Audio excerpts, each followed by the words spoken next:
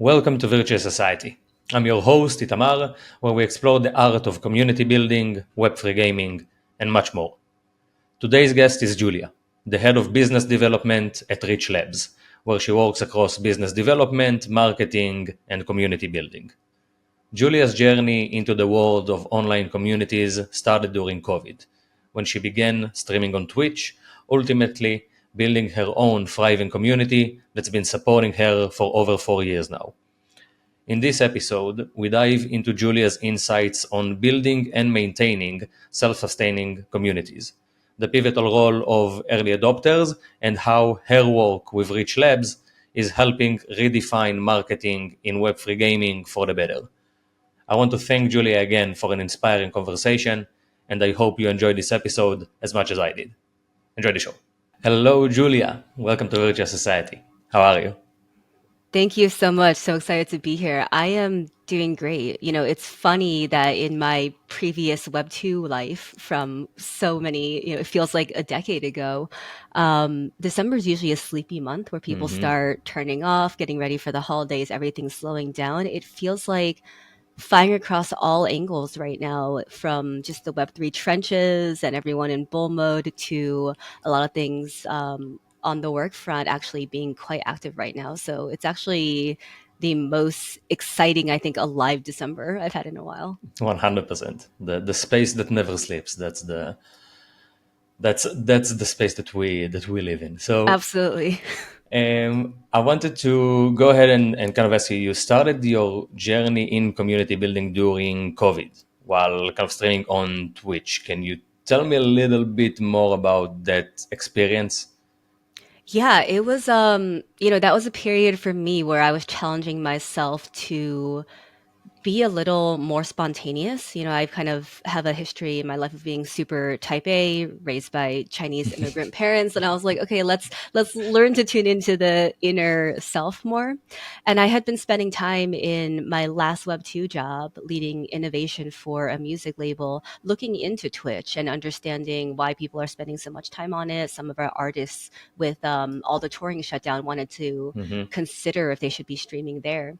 And in studying why people were spending so much time watching others play video games, that kind of kicked off, activated the gamer in me. And a little Mm-hmm. thought in the back of my head said, hey, you're an extrovert, but I like to play single player games. This might be the perfect way to turn it into a social activity. So I decided to give it a chance to jump straight into it without having a lot of knowledge. I had to learn all the tech, all the software myself. Mm-hmm. And for a lot of people, their first experience with Discord, if you ask them, is, hey, my friend invited me to a community. I downloaded Discord. I joined this community. My very first experience with Discord was downloading Discord to figure out how to make, set up, and manage my own server for my stream community. So it really was jumping straight into the fire. And I told myself that at any point when this wasn't fun for me anymore, I would feel free to quit, not putting pressure on myself. We are 4+ years Mm-hmm. now, still running community, still talking in Discord. I've got people who hit their 4 year consecutive 48 months of giving me a sub every month. Nice. So it's been a crazy journey. Amazing. What would you say was the toughest thing in actually starting? I think the hardest thing in starting is realizing that in the very beginning, nothing happens if you're not there, Mm-hmm. right? So in the early stages, when there were single digit people in the Discord and in the streams, you learn that you really are the catalyst for Mm-hmm. everything. If I didn't speak in my Discord, nothing happens. When I come in and chat, then everyone gets really engaged. So between the beginning and when it got to a little bit more of a self-sustaining state, it really was that pressure. I think some people in our space who create content feel too. It's just the feeling like you always have to be there and there's so many channels you have to keep up with. Or if you're gone for even a second, the algorithm forgets you, your community forgets you. Yeah, that anxiety of of pretty much losing all that hard work due to the algorithm just being like, it's not active anymore. Yeah. Let's keep it. So, how would you say the experience as a creator in the past 4 years shaped your perspective on community management? Yeah, I think it's been such an eye-opening experience. I got a lot more out of the process of streaming and really helping that community grow than I expected to. And it was really a crash course for me in managing humans, right? Managing a group, social dynamics, psychology, all of that. And I think the biggest learning is at the end of the day, it's easy in an online only space for people to abstract that away, and it's a screen name. It's a number when people are saying how big is your Discord, how many people are there. Hmm. But at the end of the day, each of those people, each of those usernames, each number is a human being behind it. So I think the core of the insights about community is really going back to the fact that these are people, right? Why are they here? What are they getting out of it? And understanding what they're there for is how you keep them engaged. But I think some of the most memorable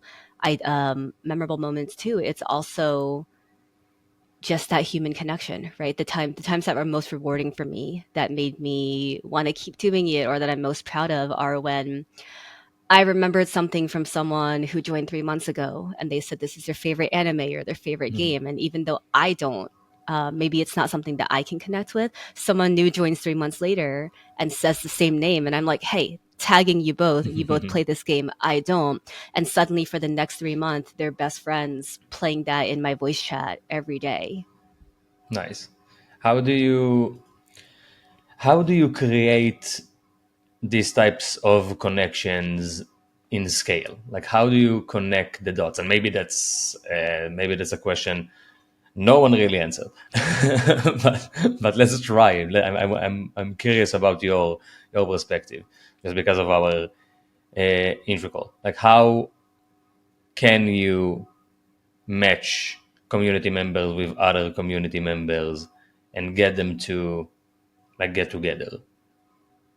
Yeah, I think the way that I did it for my own personal stream is a little bit heavier upfront on the work that doesn't scale. And I think Hmm. that part is applicable. The theme that's applicable to larger communities at scale is the work in the very beginning that scales less, that's manual and getting Hmm. to know the key people, is something that a lot of people want to skip because they're like, oh, I don't have time for this. That I believe is actually what gets you to the scale, right? Because in the beginning, and my extreme example, going back to the fact that I'm a very type A numbers data person, I pulled a giant Excel spreadsheet from, an API call of stream elements. And I have a sheet of every single username that's ever been in a stream, their minutes to watch. But I would take notes after stream of this person said that like basketball, this person said they Hmm. just got a new puppy, whatever I remembered about them.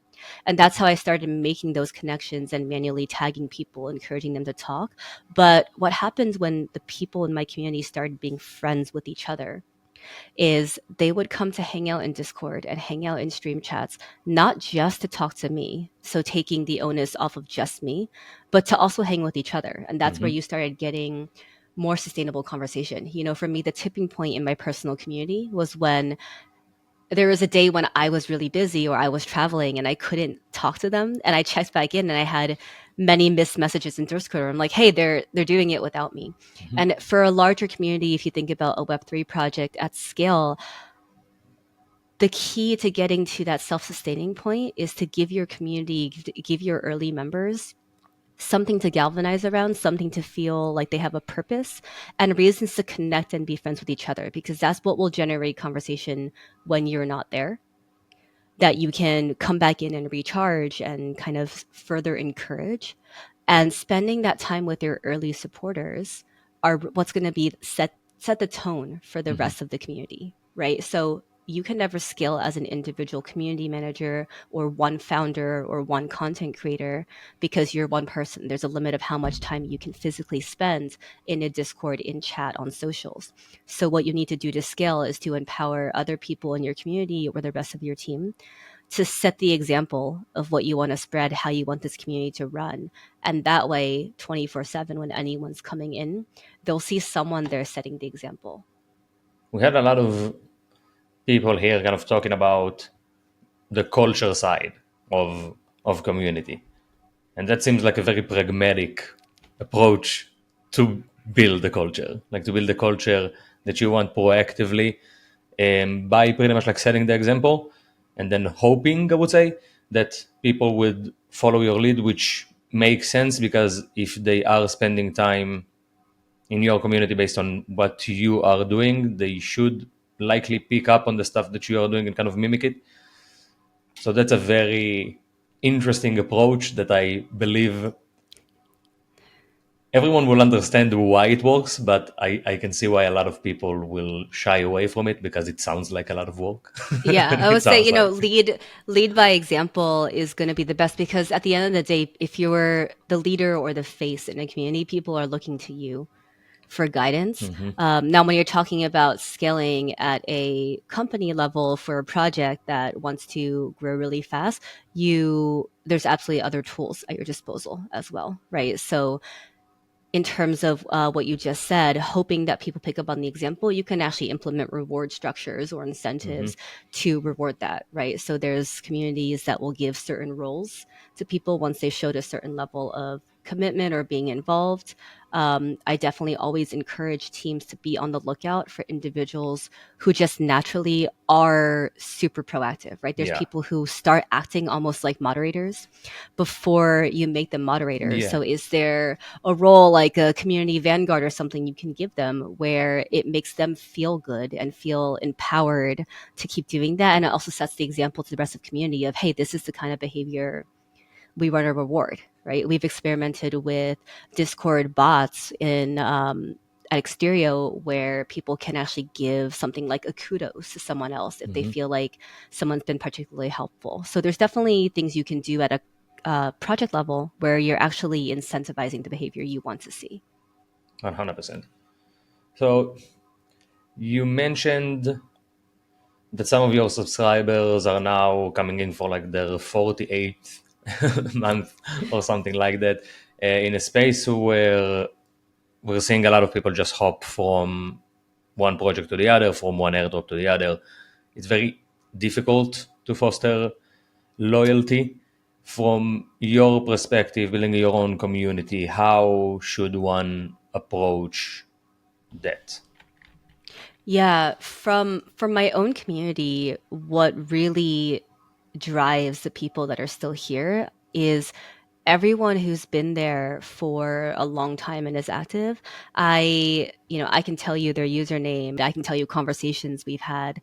Um, so I know about them at a human level. So I think that's part of it, right? If you go back to the psychology of why are people spending time in online spaces, either in a individual content creators streams or watching their content, or just joining um, an online community in Web3. Why do people jump into certain NFT communities? Why are Hmm. people in a game's Discord?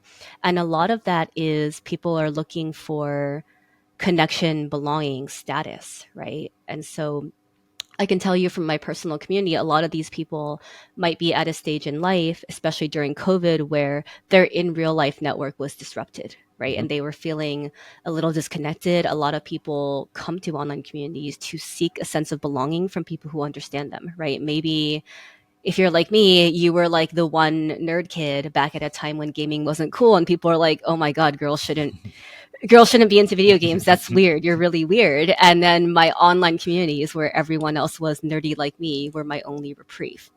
Or you want someone to be with a group of people who are as excited about Hmm. Web3 as you, because maybe your real life friend group isn't quite there yet. So understanding what people are there for, and then really seeing them and giving them that acknowledgement at a human level, making them feel like they're involved, is really what makes them stay, right? So all the 48 monthers that I have, they either officially might have a moderator role where Hmm. I just saw them being active and just asked them if they were interested in stepping into Hmm. that, or at some point they've shown initiative, which I've said, hey, I don't have time to do this, but you want to run an event in my community and put your own money into the rewards. Amazing. Let me help you promote it, give you whatever you need.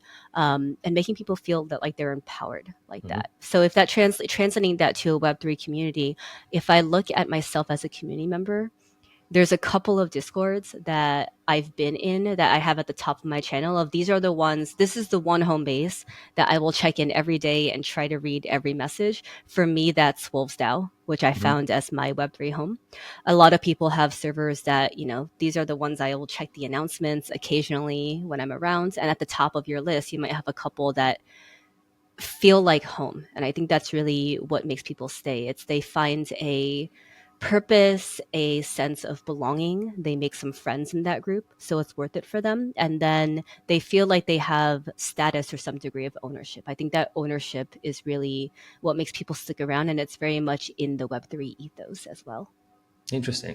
We had Sam Stefanina, on the show like a couple of episodes ago, Yeah. one of the co-founders of Wolves, though.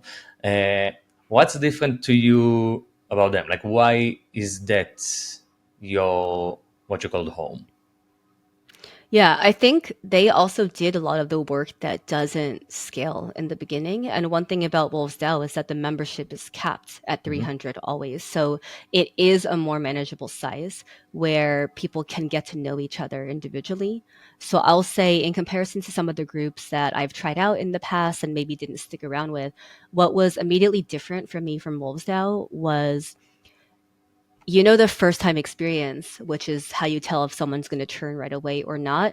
When they join a Discord, how are they met by the rest of Hmm. the community, right? So what I used to love about the early NFT days, you buy an NFT, you go into that holder channel and you say, "Hey guys, I just bought in," and everyone jumps in and is so excited, like, "Oh my god, bro, welcome, that's amazing, like, love having you here, you're going to love it here." That's the reception I got from Wolves when I first joined. I post my introduction, people are already engaging, wanting to reach out. And I think going back to my point about work that doesn't scale, that comes from the leaders like Peyton, Sam, Spark, all those guys setting the tone for everybody else. Wolves has a little bit of that incentive structure that I Hmm. mentioned where there's no hard guidelines on how to earn it.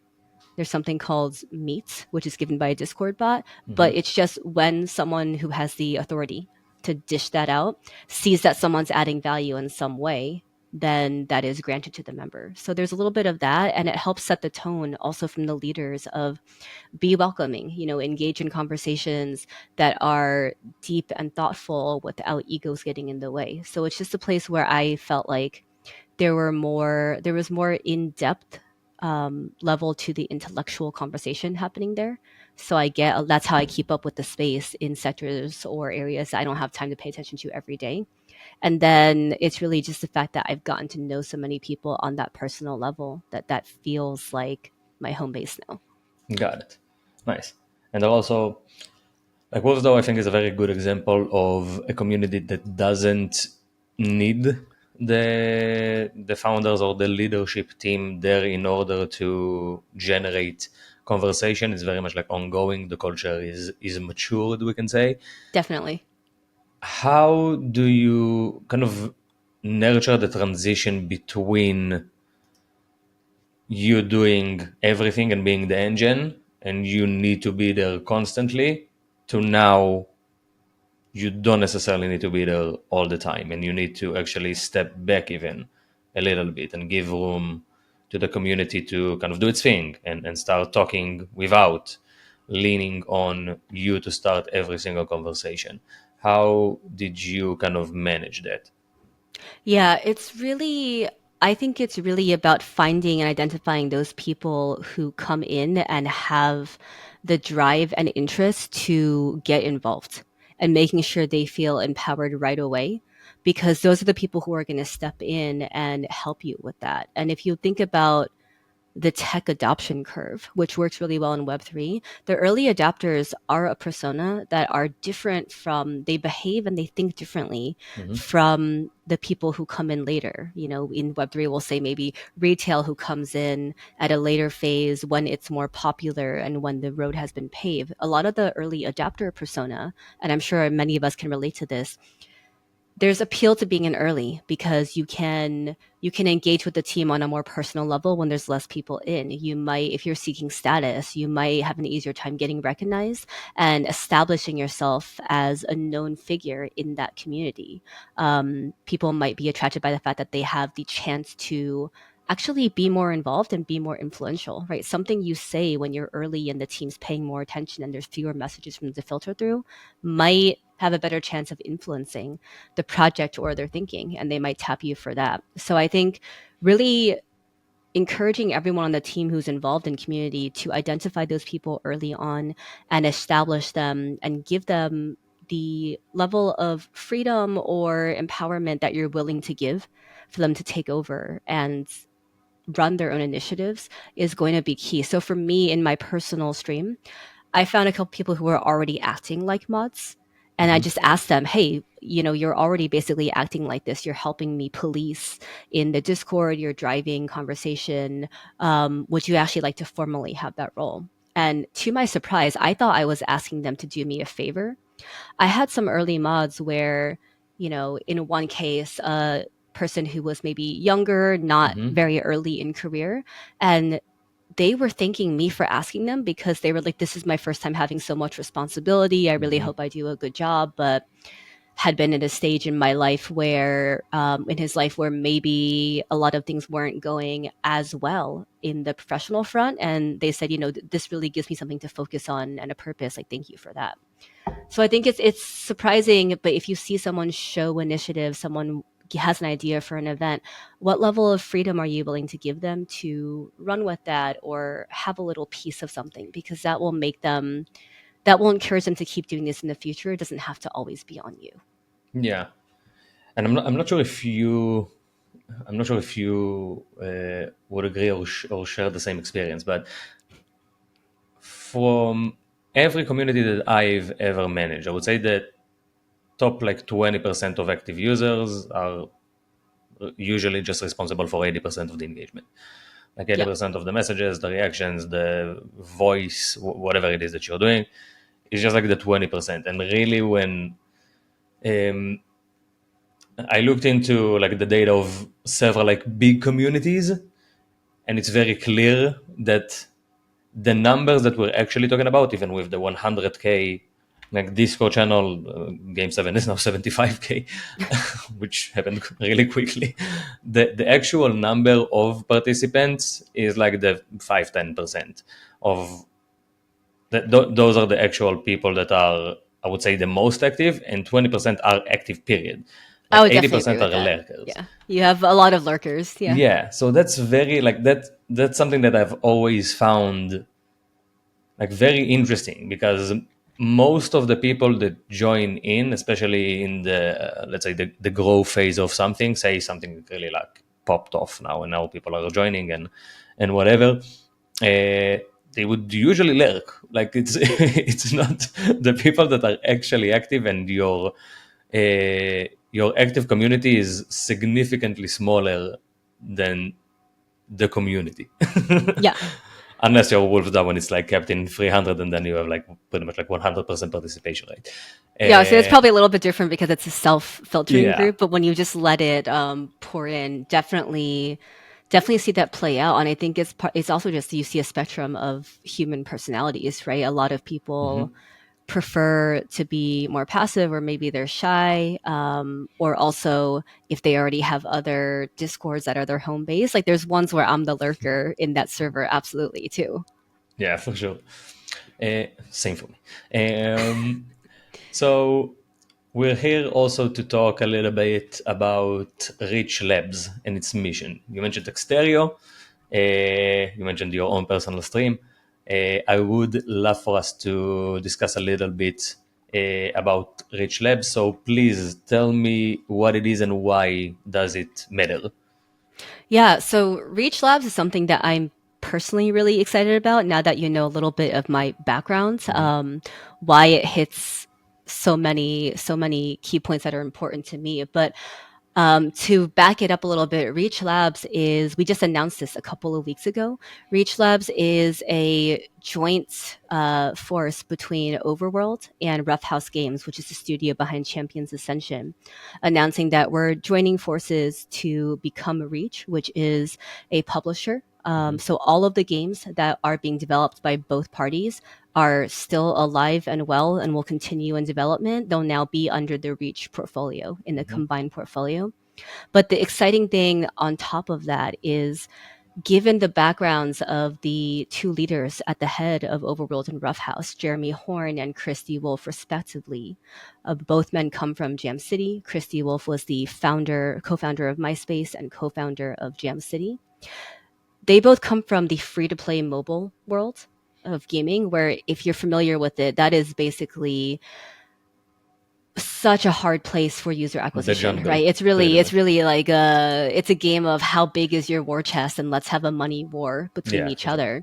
So seeing the problems in the traditional gaming space, where games are just seeing the UA costs go higher and higher because of new privacy regulations, and just challenges of, even once you get that user in, are they retaining?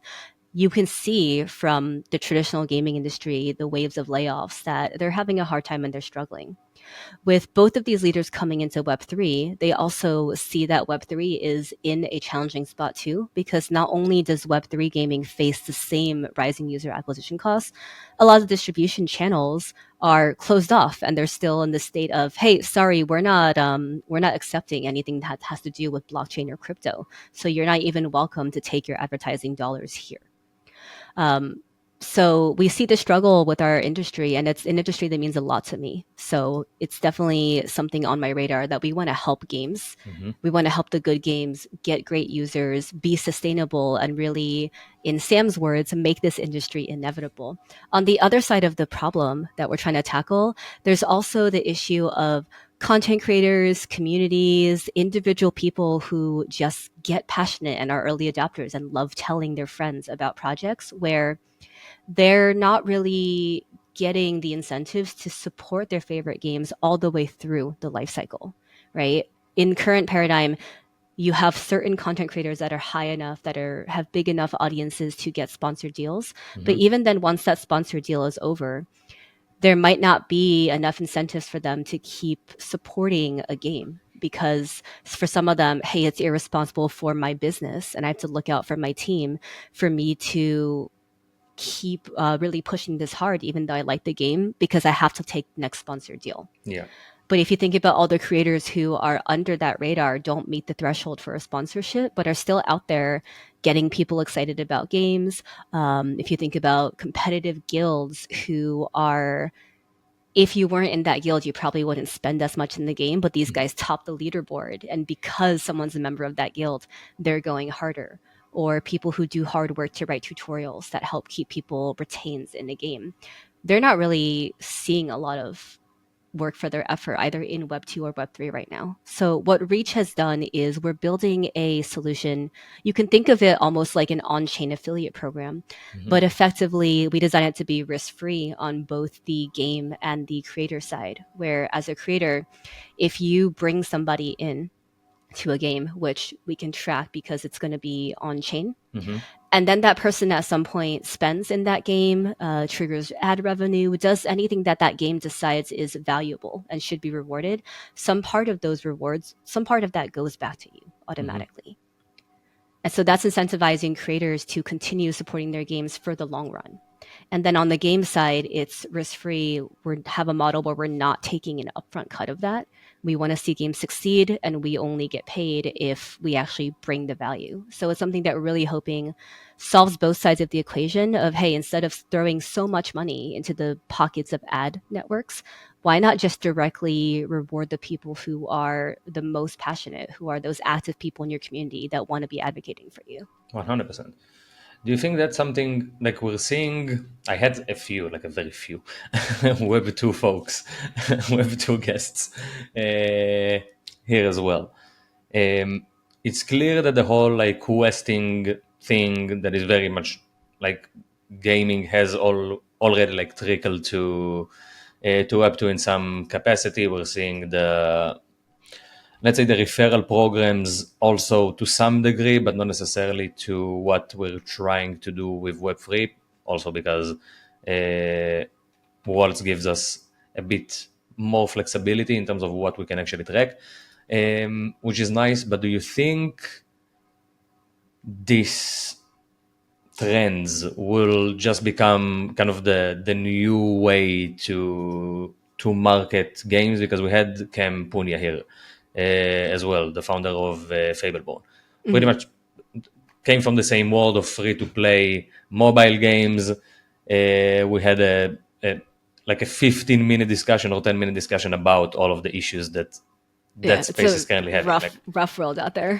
yeah, your dollar isn't really worth as much as it used to, and it's becoming like really difficult. And that's the kind of the reason why they're now trying to explore Web3 and doing a fantastic job also. Like Mhm. the I think the Fableborn campaign just kind of ended, and it was ridiculous. Like the amount of Yeah, people I, that I visit is grinded that, crazy. but they've done a Yeah, fantastic job so far, yeah, and crazy. they have a solid product. They do. Like the team, like speaking to Cam and other people from the Fableborn team, it's like, okay, these guys like know what they're doing. Exactly. Yeah. Very impressive. So do you think that's just something that are we in kind of in the middle of the paradigm just shifting into that's now the new marketing, and Google ads, Facebook ads, and all of that are just like slowly and gradually just fading away? Yeah, I think there's a space for ads, right? I think ads are important because you also want to at some point be able to cast the net wide and see what comes through. But that model of throwing money into the void up front and hoping that the right people come back, knowing that a big portion of the people that even see the thing you spent money on aren't going to be relevant to Mm-hmm. you at all. Um, Maybe that doesn't need to be such a big part of the budget anymore. I think a lot of the reason that I got into Web3 that really made me passionate about the space was this idea of how can Web3 democratize a lot of things that have been centralized, tightly controlled with all the value going up to a few players Mm-hmm. thus far. And so I'm excited for Reach because it's something that I think speaks to the Web3 ethos and why I got into the space in the first place. Our thesis is a new distribution solution that's really democratizing distribution, right? Putting it back in the hands and the power back in the hands of the people who are on the grounds actually using the products, actually being into it. And we see with gaming that streaming has actually taken a bigger portion of importance in games marketing, right? At this point, Mm-hmm. a lot of games in traditional Web 2 as well, no, they have to, if they're looking at Twitch, they're looking at TikTok, they're looking at regular people showing themselves playing the game. Because for a lot of the consumer audience, you're already seeing things shifting. It used to be the era of the celebrity where, hey, Michael Jordan's in an ad holding this product, therefore you're going to buy it. And nowadays, I think a lot more people, it means more to people when they're seeing someone that they feel like is relatable to them using it. So if someone pitches me a new game, one of the first things I do is I go look for authentic gameplay, maybe from Twitch or another platform. I want to see somebody playing it, not in an ad, not in the trailer, which might be cherry picked, but just show me average gameplay and let me watch that a little bit, see if that feels like it's Mm-hmm. my style, see if that person playing it seems like they're happy or if it's very clearly a stiff ad read. So I think that authenticity is something that people are craving, and the whole movement of Web3 for me is everything is moving more in a direction where this technology gives us the ability to directly empower people. You don't have to always go through gatekeepers as much. Yeah, and identifying like the people that you want to reward and making sure that you are rewarding the quote unquote like correct people. Um, and maybe you had, I'm not sure if you had any experience with that, but we had Tom Gaynor here, is the CEO of Leveler, just like an analytics tool for Discord, and they're working with Universal Music and with Sony Music. So a Mhm. lot of artists kind of having their own like Discord channel, which I had no idea that's actually a Yeah. thing. But having their own like Discord channel where they kind of identify their super fans and then getting them like merch and access to tickets and I don't know, like maybe access to like songs. I have no idea. Yeah, and that goes such a long way for a super fan. Yeah, and that's something that for me, and we kind of had that conversation, like for us in like the Web3 culture is very much okay, just start a Discord, get your community going. That's Yeah. kind of the 101. But seeing it elsewhere, seeing it in Web 2, it's like okay, that's weird. Like that's not the traditional way. of doing things. Have you had any experience, because you mentioned that you were working in the music industry? Did you have any experience like supporting artists and stuff, Yeah, building we their had community? I'll say one of the artists that we had signed to the label I was part of did something really brilliant, and really his brand took off during COVID, because anybody can start a stream on Twitch, but that's different from being a good content creator, For sure. right? And he really nailed it. So he was like a hip hop producer type, and he made his own beat loops. So what he would do on Twitch is he would start a stream with a bunch of beats that he'd pre-made and just jam on them and create a song in real time. So he would invite people. He had Jesse Reyes on as a guest once, and they went through bam bam bam 10 of his loops in a row. She's like, stop on that one, starts singing and like coming up with stuff. He'll So start pretty rapping much over it, streaming and the entire process. they streamed the entire process. But what he started doing is he noticed the people in his chat were actually getting into it and saying, hey man, I have some beats, could I submit them? So Yeah. he added a section of, in his Discord became a home for up and coming producers. Oh And shit, every nice. stream he would add a section of, for the next 30 minutes, I'm just going to go through all of your submissions. And if I like any of them, maybe I'll reach out, maybe we'll do something with it. But he would actually go through with the audience or start taking their feedback. And because he saw that was the audience he resonated with, he started turning his Discord into almost an education and kind of a safe environment for raising up another generation of people who wanted to be a producer. So I think Nice. what I see works well with communities like that is, again, that ability to adapt and see what your community is responding to, and then move in that direction with them. Yeah, it's very much like an organism. Like you can plan what your community is going to look like, and it's going to look differently. Yeah, if Like you it had asked me never to plan goes. 4 Yeah, years ago, I wouldn't have expected to be where we're at now with my own community. nice. So yeah, that's a very good note. We have some indie devs and teams tuning in to the show. How can they utilize Reach? Because you mentioned that it's like more of an everyone thing. So say I'm an indie dev, which I was back in the day, but say Love I'm now that. working on a game. How can I like plug into to Reach?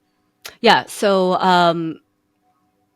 indie devs have a special place in my heart. So I'm actually dating a Web 2 indie dev, and then if you're honest, a lot of the companies in Web 3 are indie dev by Web 2 standards, right? Smaller teams, smaller 100%. budgets, and we really just want to see them win. So the good thing about our model is, right now in traditional gaming, if you're an indie dev, you're up against a mountain, right? You're up against the massive war chest that the AAA companies have to throw to starve you out of attention. And indie devs really just, they get hit with, you have limited budget, limited bandwidth, and there's so many people trying to take a piece of that up front.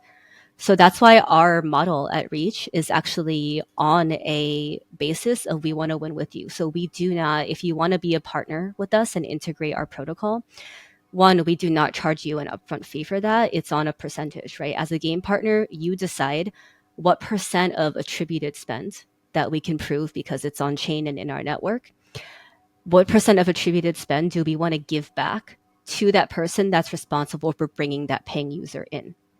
And then our model is on a percentage basis, right? We take some part of that. The lion's share goes to the referrer who actually brought that user in. So if we bring you no value as a partner, we don't actually get anything. Yeah. We only get a piece of what we've brought. So for indie devs with smaller budgets, the benefit of being a partner with Reach is that every dollar that comes through the network is profitable from day one.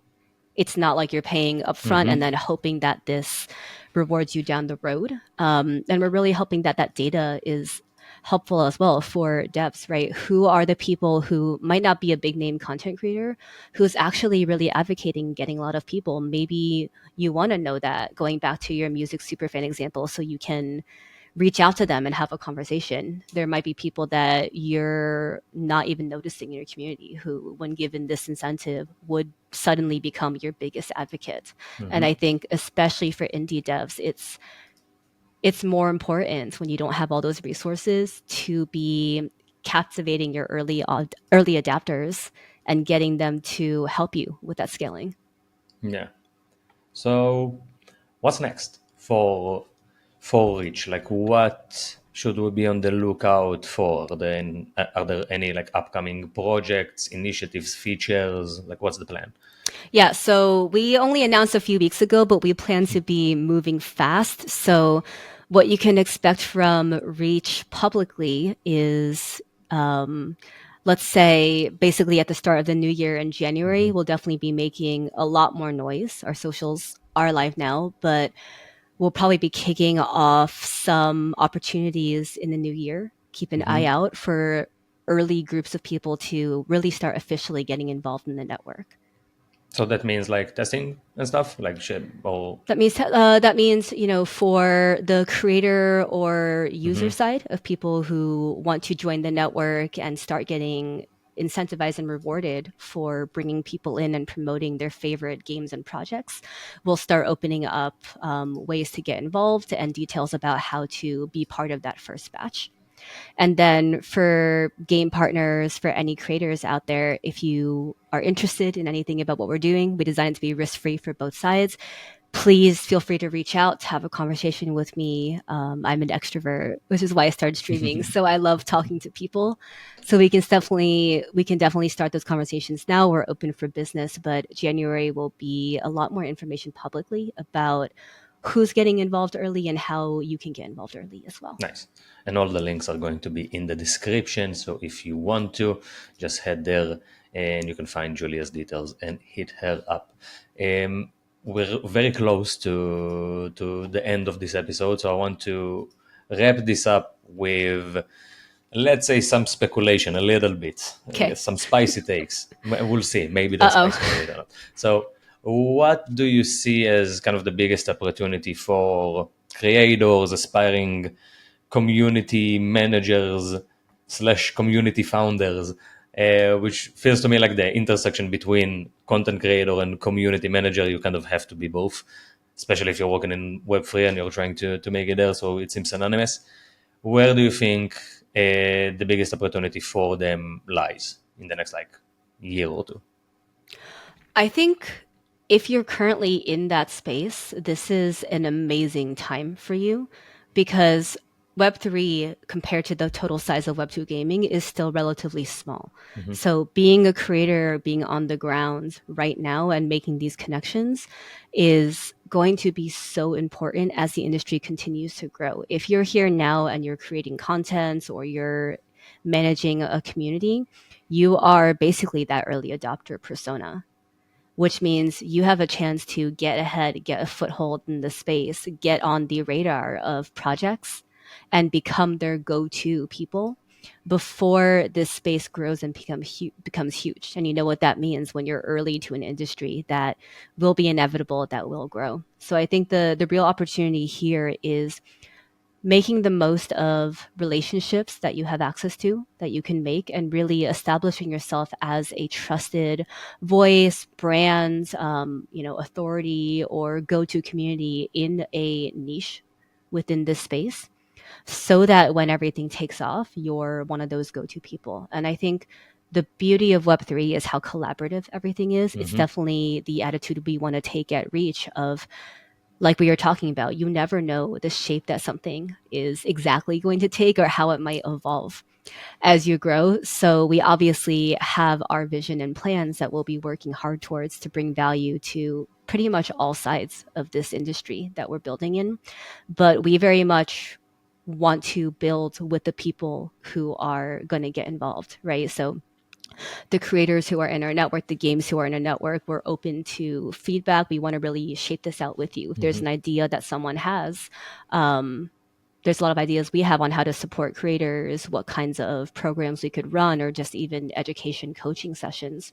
So, for example, with us, if anybody came to us with an idea or wanted to do something, we'd probably be pretty open to running with that. And I would bet that so many projects are thinking in a similar way. I've talked to Hmm. so many games who actively want feedback from their community in a way that Web2 doesn't do. right? In Web 2, 100%. the game develops in silence for Hmm. years, very close to when it's ready for launch. They'll finally open to the public, maybe call something an open beta. But your feedback at that point, what are the chances it's actually going to materially change the game? Very low. Whereas in the Web3 space, if you're just a passionate community member, a creator, a guild, whatever, and you bring passionate feedback to that team, there's a higher likelihood that gets heard. So I think that's an amazing opportunity to be way more involved early on in the process and deeper behind that wall than a Web2 project would ever let you in. Yeah, I totally agree.